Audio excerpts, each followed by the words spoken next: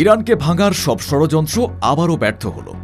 America চেয়েছিল Elon মাস্কের Starlink internet দিয়ে ইরানে বিপ্লব ঘটাতে, কিন্তু আইআরজিসির প্রযুক্তির কাছে হার মানল বিশ্বের সেরা স্যাটেলাইটও।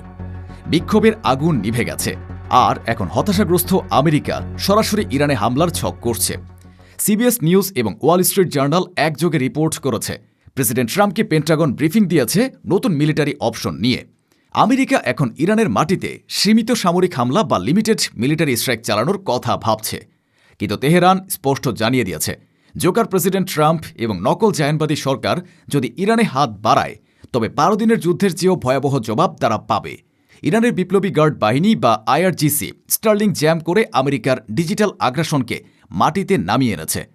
আজকের ভিডিওতে আমরা দেখব কিভাবে ইরান আমেরিকা $1 ট্রিলিয়ন ষড়যন্ত্রকে এক তুড়িতে উড়িয়ে দিল। কিন্তু প্রশ্ন হলো, কেন আমেরিকা হঠাৎ করে ইরানে মিলিটারি স্ট্রাইক বা সামরিক হামলার কথা ভাবছে? বিক্ষোভ ব্যর্থ হওয়ায় কি ট্রাম্প প্রশাসন ধৈর্য হারিয়ে ফেলেছে এবং এখন গায়ের জোর খাটাতে চাইছে? ইলন মাস্কের স্টারলিংক স্যাটেলাইট কিভাবে ইরানের আইআরজিসির জ্যামিং প্রযুক্তির কাছে পরাজিত হলো? এটি কি আমেরিকার প্রযুক্তিগত দম্ভের পতন? ইরান কি এখন মহাকাশেও আমেরিকার সিগন্যাল আটকাতে সক্ষম? ট্রাম্প একদিকে আলোচনার কথা বলছেন, অন্যদিকে হামলার হুমকি দিচ্ছেন। এই দ্বিমুখী নীতির আসল উদ্দেশ্য কি? তিনি কি যুদ্ধের আগেই ইরানকে টেবিলে বসাতে চান, নাকি তিনি আসলে ইসরায়েলের হয়ে কাজ করছেন?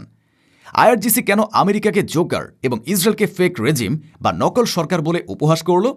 তাদের ডাকা পাল্টা বিক্ষোভ কি প্রমাণ করে যে ইরানের জনগণ সরকারের সাথেই আছে এবং তারা বিদেশি ষড়যন্ত্র বোঝে? এসব প্রশ্নের উত্তর জানতে এবং আমেরিকার এই ঐতিহাসিক ব্যর্থতার প্রতিটি মুহূর্ত দেখতে ভিডিওটিতে একটি লাইক দিয়ে শেষ পর্যন্ত আমাদের সাথেই থাকুন। চলুন সাইবার যুদ্ধের ময়দান থেকে ঘুরে আসা যাক। ঘটনা শুরু হয় ওয়াশিংটনে। সিবিএস নিউজ এবং ওয়াল স্ট্রিট জার্নাল জানিয়েছে, মঙ্গলবার প্রেসিডেন্ট ট্রাম্পকে এক বিশেষ ব্রিফিং দেওয়া হয়েছে। বিষয় ইরান। মার্কিন কর্মকর্তারা জানিয়েছেন, ওয়াশিংটন এখন ইরানে হামলার সব অপশন বা বিকল্প খতিয়ে দেখছে।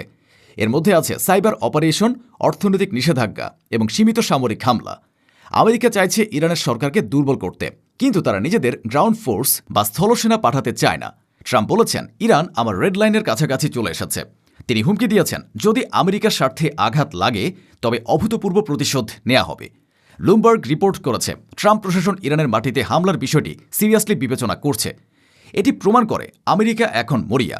তারা দেখছে তাদের কোনো চালই কাজে আসছে না, তাই তারা এখন যুদ্ধের পথ বেছে নিচ্ছে। তবে ট্রাম্পের এই ব্রিফিংয়ের আড়ালে চলছে সিআইএর এক গভীর ষড়যন্ত্র। পেন্টাগনের ভেতরের খবর হলো, সিআইএ ইতিমধ্যেই ইরানে তাদের স্লিপার সেলগুলোকে সক্রিয় করার নির্দেশ দিয়েছে। তাদের লক্ষ্য ইরানের বিদ্যুৎ কেন্দ্র এবং তেল শোধনাগারগুলোতে অন্তর্ঘাতমূলক হামলা চালানো। আমেরিকা চাইছে ইরানের মানুষকে অন্ধকারে ডুবিয়ে দিতে, যাতে তারা সরকারের বিরুদ্ধে ক্ষেপে ওঠে। কিন্তু ইরানের কাউন্টার ইন্টেলিজেন্স বা পাল্টা গোয়েন্দা বিভাগ আগেই এ ষড়যন্ত্রের গন্ধ পেয়েছে। তারা সিআইএর ফ্রিকোয়েন্সি হ্যাক করে তাদের যোগাযোগের পথ বন্ধ করে দিয়েছে। আমেরিকা এখন বুঝতে পারছে ইরানে ঢোকা সহজ, কিন্তু সেখান থেকে বের হওয়া অসম্ভব। আমেরিকার অন্যতম বড় বাজি ছিল ইলন মাস্কের স্টারলিংক। ট্রাম্প প্রশাসন ইলন মাস্ককে সমর্থন দিয়েছিল ইরানের স্যাটেলাইট ইন্টারনেট চালু করার জন্য। তাদের উদ্দেশ্য ছিল সরকার ইন্টারনেট বন্ধ করলেও যেন বিক্ষোভকারীরা যোগাযোগ করতে পারে এবং ভিডিও আপলোড করতে পারে। আমেরিকা ভেবেছিল এ প্রযুক্তি দিয়ে তারা ইরানে অরাজকতা সৃষ্টি করবে, কিন্তু আইআরজিসি তাদের সেই স্বপ্নও ভেঙে দিয়েছে। গত দুদিন ধরে ইরান থেকে খুব কম ভিডিও বা খবর আসছে। এর কারণ কি? বিশ্লেষকরা বলছেন, আইআরজিসি সফলভাবে স্টারলিংকের সিগন্যাল জ্যাম করে দিয়েছে। ইরানের ইলেকট্রনিক ওয়ারফেয়ার ইউনিট প্রমাণ করেছে তারা আমেরিকার মহাকাশ প্রযুক্তির সাথেও পাল্লা দিতে পারে। স্টারলিংক এখন ইরানে অচল। এটি আমেরিকার প্রযুক্তিগত অহংকারের কফিনে শেষ পেরেক। স্টারলিংক অচল হওয়ার সাথে সাথে বিক্ষোভের আগুন নিভে গেছে। গত দুদিন ধরে ইরানে বিক্ষোভ শার্পলি ডিক্লাইন বা দ্রুত কমে গেছে। যারা রাস্তায় নেমেছিল তারা এখন যোগাযোগ বিচ্ছিন্ন হয়ে পড়েছে। হতাশাগ্রস্ত বিরোধী নেতারা এখন আমেরিকা এবং ইসরায়েলের কাছে সাহায্য ভিক্ষা চাইছে। তারা বলছে, আমাদের বাঁচাতে হলে সামরিক হস্তক্ষেপ করুন। এটি প্রমাণ করে এই বিক্ষোভ আসলে জনগণের স্বতঃস্ফূর্ত আন্দোলন ছিল না। এটি ছিল বিদেশি উস্কানিতে তৈরি হওয়া এক নাটক। যখনই বিদেশি যোগাযোগ বন্ধ হয়ে গেল, তখনই নাটক শেষ। ইরানের জনগণ বুঝতে পেরেছে যে তাদের আবেগকে পুঁজি করে আমেরিকা তাদের ধ্বংস করতে চেয়েছিল, তাই তারা এখন ঘরে ফিরে গেছে। এই পরিস্থিতিতে আইআরজিসি এক অগ্নিগর্ভ বিবৃতি জারি করেছে।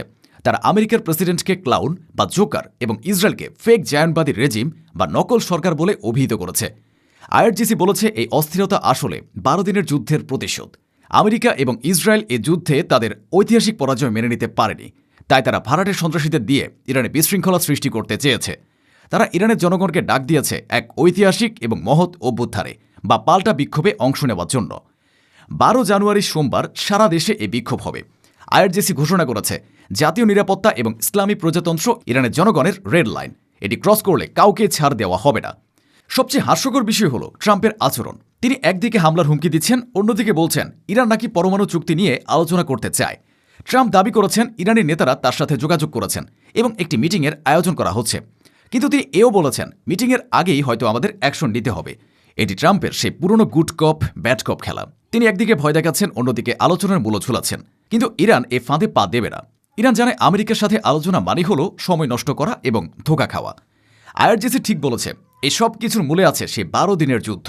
সে যুদ্ধে ইসরায়েল এবং আমেরিকা ইরানের মিসাইল শক্তির কাছে নতি স্বীকার করেছিল। তাদের দম্ভ চূর্ণ হয়েছিল। এখন তারা সেই অপমানের প্রতিশোধ নিতে চাইছে পেছন থেকে ছুরি মেরে। তারা দেখছে সরাসরি যুদ্ধে তারা ইরানের সাথে পারবে না, তাই তারা ইরানের সমাজকে ভেতর থেকে ভাঙতে চাইছে।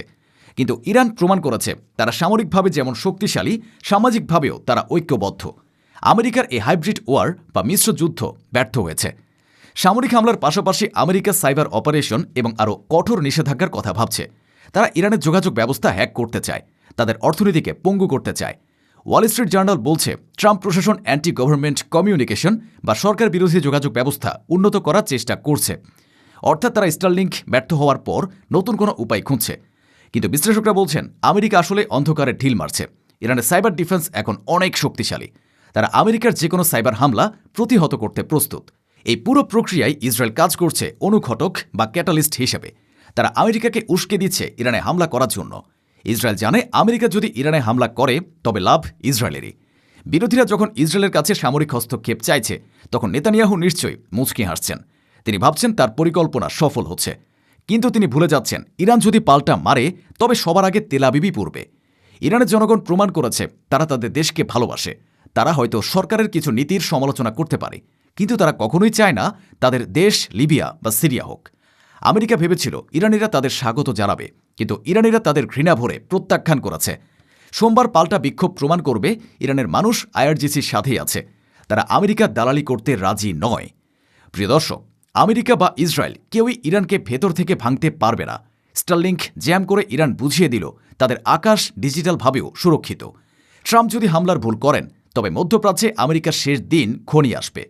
ইরান এখন আর একা নয়, তাদের সাথে আছে তাদের জনগণ এবং তাদের প্রযুক্তি। আপনারা কি মনে করেন আমেরিকার এই ষড়যন্ত্র কি সফল হবে? ইরান কি পারবে তাদের সার্বভৌমত্ব রক্ষা করতে? কমেন্টে আপনাদের মূল্যবান মতামত জানান। ভিডিওটি ভালো লাগলে লাইক দিন এবং শেয়ার করে বিশ্বকে জানিয়ে দিন ইরানের এই প্রযুক্তিগত বিজয়ের কথা। দেখা হবে পরবর্তী ভিডিওতে। ধন্যবাদ।